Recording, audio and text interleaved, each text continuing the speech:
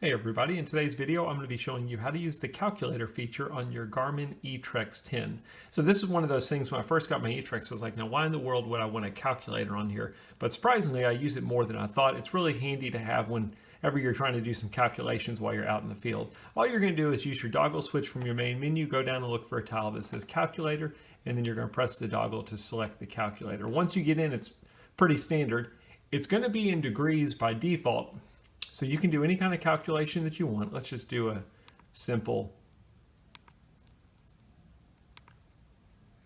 just like any other calculator, but you do have some options in the calculator feature. If you press the menu button, instead of degrees, you can switch it to radians. You can also change the calculator type from traditional to a scientific calculator. So now you've got the scientific functions on there as well. If you want to switch it back again, you can press the menu button and you can go back to a standard calculator. Pretty simple. Once you're done, you can simply press the back button. I will mention if you've got any kind of calculation on the calculator screen and you go back, it will not clear it. It'll remember the last value that you had in the calculator when you used it. So when you go back in, it'll still have that given value. If you want to clear it, you will have to do the regular clear feature. As always, I hope the video helps. If you've got any questions, post them in the comments. Be happy to help you out. Thanks for watching.